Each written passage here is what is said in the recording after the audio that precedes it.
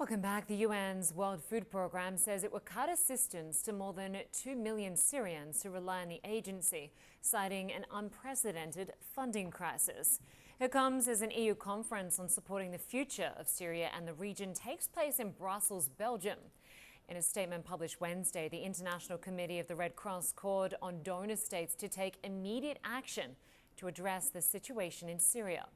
The ICRC's regional director for Near and Middle East, Fabrizio Carboni, said, quote, "The international community must confront the harsh reality that the current situation in Syria is untenable, and failure to act will have dire consequences for all those involved and, of course, hinder any prospects for a sustainable recovery. We cannot turn a blind eye to the suffering of the people in Syria." For more on the urgent needs in Syria, Mr. Carboni joins us now from Brussels, where he is representing the ICRC at the conference. Thanks so much for joining us today. Hi. So just give us a sense of just how dire the situation is in Syria right now, because I understand about 15 million people out of a population of about 22 million are in need of humanitarian aid.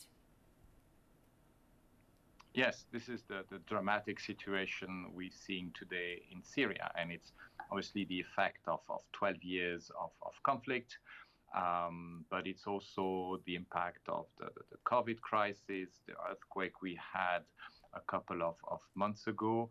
And so you have a country, and especially the Syrian population, which is stuck in this vicious circle, which does make their life every day more and more complicated and highly dependent of humanitarian support and action. And funding simply so dire right now that the UN World Food Programme says that by October they might cut assistance by about half, from about 5.5 million Syrians they're currently giving food to 2.5 million. What impact could that have? Massive, because probably 90% of the Syrian population is dependent on humanitarian action. I think the problem in Syria is just illustrating a more important challenge we face today, is that there are many crises around the world today requiring a lot of effort from our traditional donors, and so we want them obviously to go and to keep on doing these humanitarian efforts because it's just life-saving. But at the same time, we want also other states, other donors to join and shoulder this humanitarian challenge. So it's dire, it's worrying, and in the short term, if there is no injection of funds, I see a very difficult future for the Syrian population. And just talk to us about how sanctions are impacting the delivery of humanitarian aid, because I understand your organization, the International Committee for the Red Cross, is calling for humanitarian exemptions to be carved into the sanctions currently facing the regime.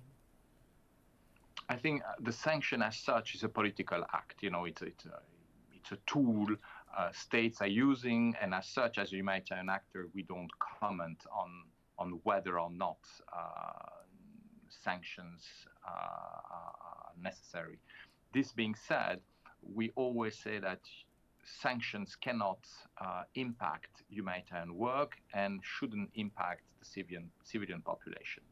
And within this framework, we've engaged many states to have a humanitarian carve-out, humanitarian exemption within their sanction regime. I think in the US we had a very successful dialogue in order to have these humanitarian exemptions.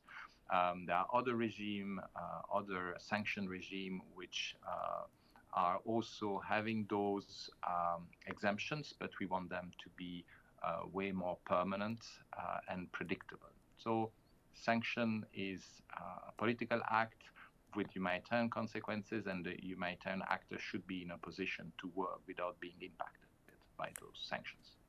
Your organization, the International Committee for the Red Cross, has warned about the failure to act. Explain for us, what are the risks if Syria doesn't get this funding, if humanitarian groups don't get the funding that's needed? Look, there are different dimensions. First, after 12 years of conflict, the essential infrastructure, I'm talking about water, provision of power supply, health, education, sewage system, are on the verge of collapse. I mean, many have already are not working anymore. And if there is no funding to keep and maintain those essential infrastructure, the impact on public health and the impact on the Syrian population will be devastating. We had the situation in November where we had an epidemic of cholera. And cholera is an expression of this essential services, basic services collapsing. Then you have also many people who are dependent on food assistance. If this is discontinued, I don't know how the Syrian population will be in a position to keep on living, and most probably they will try to find other alternative or leave maybe the country to find a better place to just survive.